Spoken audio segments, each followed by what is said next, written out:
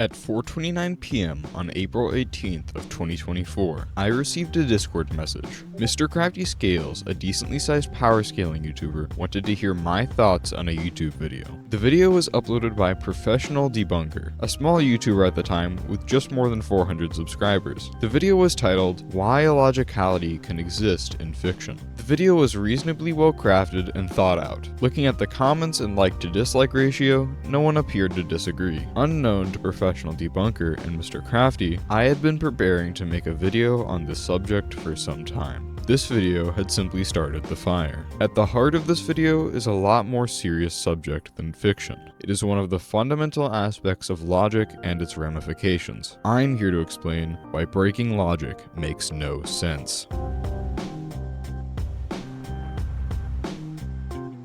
Okay, I'll get the crap. I just wanted to copy Lemino's style. Anyways, Optimized here. We will discuss this video by Professional Debunker. I recommend that you watch his video before watching this to support the work he has already done. This video may be difficult to follow without it. I think there are some minor issues in his video, and some major ones when it comes down to the underlying implications for power scaling. First of all, I will go over the claim he's making, then I will go over the grounds against it, his counter arguments, and my argument. There will be timestamps, but I highly recommend watching the first segment because it clearly lays out the premise of the video. With that said, let us dive right in. In this video, Professional Debunker attempts to defend the premise that illogicality can exist in fiction. Professional Debunker defines illogicality as the absence of logic. He then defines logic as a set of specific rules and principles that are universally always applicable, objective, undeniable, and unchangeable. This definition is not the formal one as he claims. In philosophy, logic is typically defined as the study of argument. This is taken directly from Russell Marcus's Introduction to Formal Logic, page 1. In general, I think of logic as the framework by which we deduce truth values. The Blackwell Dictionary of Western Philosophy, page 392, or the idea that truth values are inferred via argumentation can both be used to support this. This is a minor nitpick, but when it comes down to it, precision counts. Professional Debunker, I believe, would agree,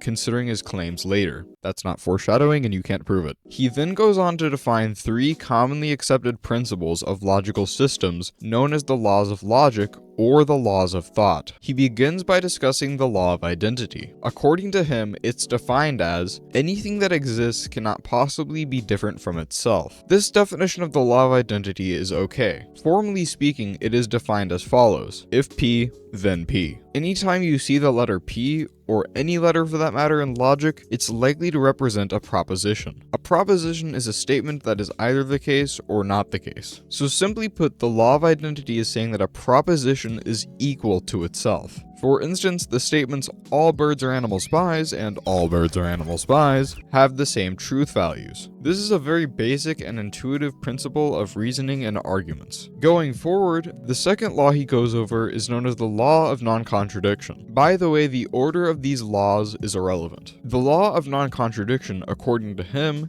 states that 2 opposing and mutually exclusive propositions cannot possibly be true at the same time. This definition isn't the best. Some people might find this definition helpful. The formal definition states that a proposition can't both be the case and not the case. For example, I can't be single and have a girlfriend at the same time. So it can't be the case I have a girlfriend and don't have a girlfriend. Not that that would ever happen. The problem with his definition is that it could lead someone to believe that a negative statement is not mutually exclusive and does not fall under this law. Again, this is just a minor nitpick, but I promise we will soon discuss the juicy stuff. Let's go on to the final law of logic, the law of excluded middle. His definition is, a proposition is either true or false. There is no additional value in between. This is also called binary opposition. He immediately claims that this explains the law of non-contradiction. This is the worst out of his definitions. In formal logic, the law of excluded middle states, any proposition is either the case or not the case. You might think, wait, that's exactly what he said. Not quite. There are 0.5 truth values in some types of logic. This topic is outside the scope of this video and my knowledge. But for those who are interested, fuzzy logic is the main one that I'm aware of. There are others, however. The key issue with his definition is what he means by or in this context. He takes the or to be exclusive rather than inclusive. In formal definitions, the or is inclusive rather than exclusive. Say I were to ask,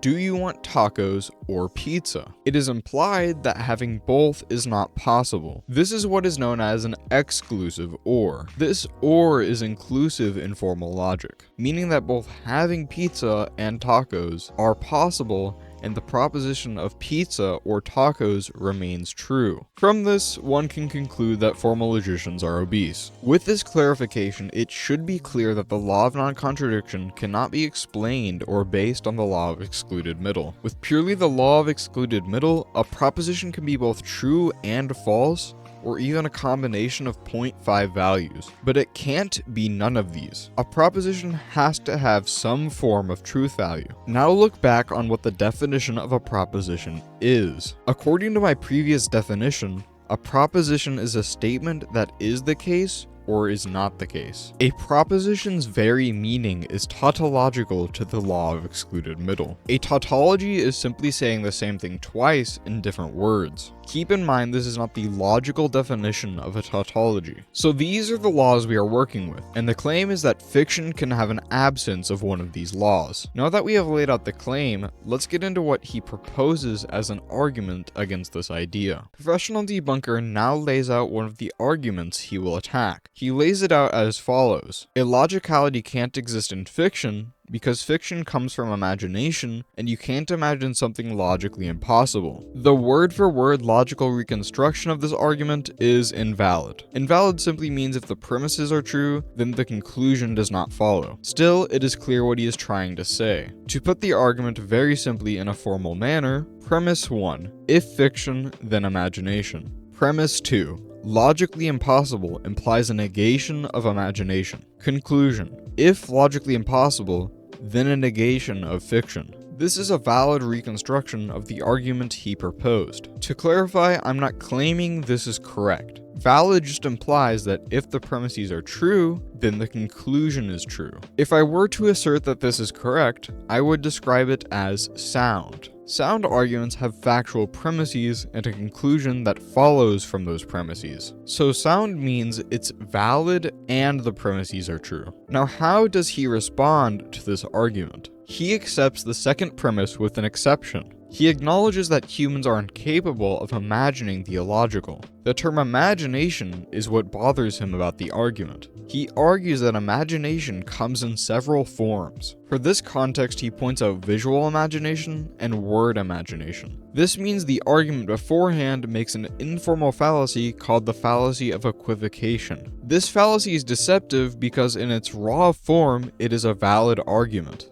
However, in the context of what people will accept as the meaning of the terms, this argument turns invalid. To lay out the new argument, it would look something like this. Premise 1, if fiction, then imagination. Premise 2, logically impossible implies a negation of visual imagination. Conclusion, if logically impossible, then a negation of fiction. This is blatantly invalid, as visual is not the only form of imagination. Without visual imagination, fiction is still possible. This seems fine to me. It's a strong refutation of the first argument. Now let's move on. Narrative by itself is non-viewable and non-material. I won't delve into the metaphysics of this. However, no, I'm not knowledgeable enough. Just be aware that some respectable philosophical positions will dispute this. As a note here, he is not saying the narrative is non-viewable. If he is, I question everything. All he's arguing is that narrative does not logically require material representation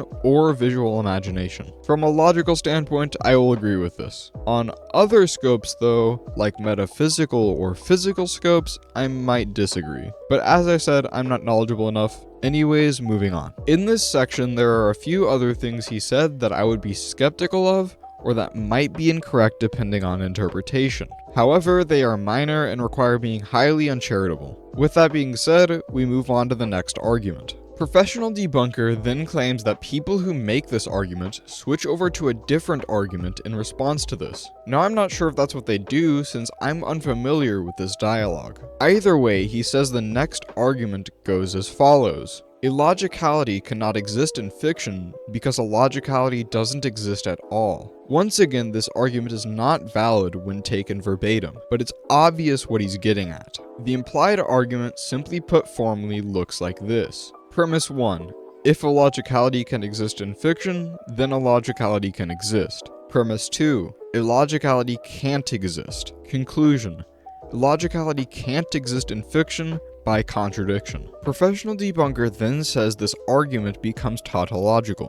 This is not tautological. Remember, tautological means saying the same thing twice. Premise 1 is tautological under the logical definition of a tautology, but not the one I provided above. Premise 2 is presupposing the conclusion, however, the argument itself is not tautological. Moving on, how does professional debunker respond to this argument? He agrees that if we presuppose logic in reality, then obviously this argument works. A narrative, according to professional debunker, is a series of events that are described at a core to happen. He then goes on to argue that the only way we interact with narratives is by presupposing the narrative in the first place. As a result, power scaling assumes the narrative, and if the narrative implies illogicality, then engaging with it while power scaling will result in illogicality. He then proposes a question. How can you say then that illogicality cannot occur? This is my answer to that question. Rewinding the video to its start, in philosophy, logic is typically defined as the study of argument. I argued that argumentation is the method by which we determine truth values. Presupposing illogicality when power scaling thereby won't be able to deduce truth values. One might ask the question, does this not once again presuppose logic? Yes, but not presupposing logic falls into incoherency. When we use the term cannot, we are talking about a modal operator. This modal operator has a modal scope. Modal scopes, also known as modality, have different forms. This is one of the things professional debunker got minorly wrong earlier. Saying a square circle can't happen and saying a perfect circle can't happen are not the same modality. A perfect circle is under nomic modality, but a square circle is under logical modality. Once again, that was with an uncharitable interpretation of what he was saying. Every modality appears to require logical modality at some fundamental level. Without the law of non-contradiction, it is therefore incoherent to inquire about what cannot happen. Logical impossibility is simply defined as a contradiction. To this I ask why professional debunker says later in the video that his argument excludes things that contradict the narrative. If we ignore the rule that establishes contradiction, how can the narrative contradict itself? When a character violates one of these laws, how do we scale them? Let's go through not having each of them individually. Let's look at not having the law of identity. Since it's unclear what we're evaluating, it appears insane to examine the character, environment, or whatever this thing is. Since it's not clear what we are analyzing, how do we analyze it? What about the law of excluded middle? What does it mean to not have a truth value for a proposition that is characterized as having one? Presuming that the law of non-contradiction is wrong in these narratives leads to the principle of explosion. Put simply, all propositions are true if you permit the law of non-contradiction to be false. I will leave a video in the description as I won't get into too much detail here. Simply, this is a short formalized version. Premise 1. A and not A. Any proposition and its negation. For this, we'll say the statement is there is a pencil and there is not a pencil. This is violating the law of non-contradiction. Premise 2. A or P.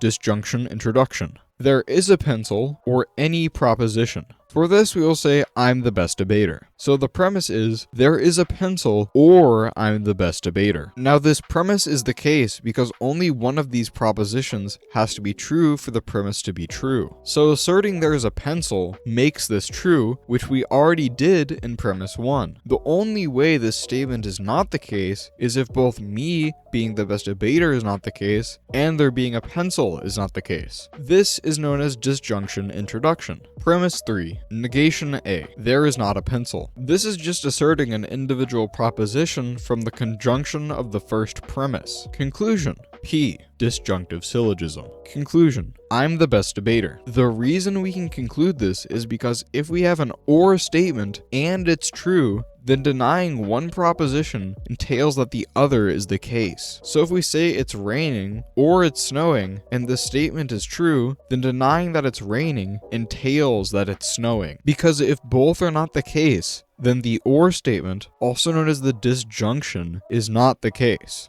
The thing is, we have already asserted that it is the case via disjunction introduction.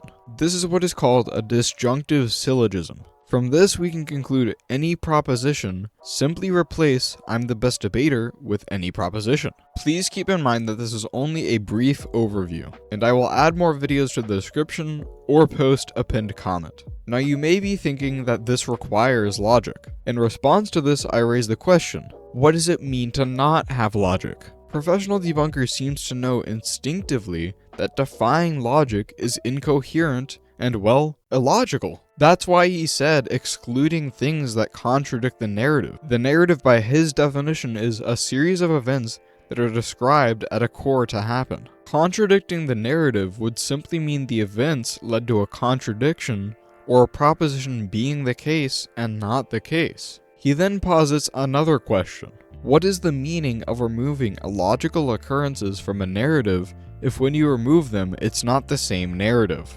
Removing illogical events from a story ensures its coherence and interpretability. I simply say this, breaking logic makes no sense. Thereby, we should not power scale or attempt to understand the illogical. This should show that any claim about beings that break logic is incoherent to scale. Phrases like, this character is above the tiering system because they break logic, to begin with, presuppose reasoning to make sense, and fundamentally are nonsensical since they assume the rejection of logic. I would love to see someone argue that there is some entailment of power from being separate from the very system by which we prescribe power. Let's now address the things that I'm not saying. This does not imply that a story cannot be scaled if it contains contradictions. To put it simply, you can ignore the contradiction and leave all the other elements unchanged. It is, after all, not our intention to precisely power scale fictitious characters. Ideally, we engage in it for enjoyment. For most people, including myself, shifting the story away from this axis for the purpose of coherency sounds acceptable. No rocket is being launched into space by us. Does it really matter if the story is presented in the same way? Second, because one segment of a narrative is incoherent does not mean the whole of it is. So you can keep all elements the same and have the illogicality of the narrative be irrelevant to the other scaling. Akira Toriyama could have said there is a square circle chilling in the corner and Goku can still be faster than light. Third, I don't mind if a story has contradictions. The stories of authors shouldn't have to be consistent. They don't need to sit down and think, well, this 32-page syllogism seems to contradict my narrative. I would still enjoy Dragon Ball, even if Toriyama claimed that there is a square circle. In some ways, these elements can even enhance a narrative. It's not on the author, it's on us to avoid making irrational claims. Fourth, I'm not just telling you that because I don't understand, you're wrong. The problem appears to go far deeper than that. No one seems to understand what illogicality is. Fifth, this subject can be highly complex and counterintuitive. Remember that when we refer to anything as illogical, we mean that it violates one of the laws of logic. A character traveling at the speed of light does not contradict this. Speaking bunnies does not contradict this. Time travel does not contradict this. Keep in mind that the word can't has multiple meanings. Here we are referring to its most basic meaning. Saying that a physical entity cannot travel faster than the speed of light is a physical modality, also referred to as nomic modality. Saying that a rabbit is incapable of speaking is an epistemic modality, also known as, well, knowledge modality. Saying you can't go back in time is either physical or metaphysical modality. I think it depends. To give one last example of what I mean to people who are scalers, the saying, you can't go faster than light because of special relativity is probably well known to you. Now, since this doesn't apply to fiction, people often scoff at this. this. Now imagine someone bringing up this argument. Well, this character is high universal because they moved faster than the speed of light. Doing this would make you have infinite mass and therefore infinite kinetic energy. This does the same thing, presupposing special relativity. Now take a look at this argument. This fictional character is beyond logic and thereby the Turing system. This is doing the same thing as the special relativity appeal. What does power mean without the laws of logic? This is not an attack on professional debunker, where I believe he goes by Exility. I'm not sure, but don't go attacking him for any of this. He made a good video on a subject that requires more discussion in power scaling, because some people use words like validity and soundness without even knowing what they mean. Also, as a note, I'm not the best with logic. Green hats. I know basic propositional logic, a bit of predicate calculus, a tiny bit of modal logic, and the smallest bit of set theory. I will leave resources in the description and a pinned comment to surpass me in knowledge, both in the forms of books and videos. In case you couldn't follow along with the video or are curious and want to learn more, Russell Marcus's Introduction to Formal Logic with Philosophical Applications is highly recommended. I referred to it several times in the video. Since I haven't read the entire book, you'll probably surpass me. If, like me, you don't enjoy reading, try watching Carneades' 100 Days of Logic and Cainby's playlist on modal logic. Please feel free to ask any questions in the comments. I'm doing a short series where I answer philosophy questions and power scaling questions. If you liked the video, make sure to like the video. There's a tautology for you. It's not a tautology. This was Optimized, and I'll see you in the next one.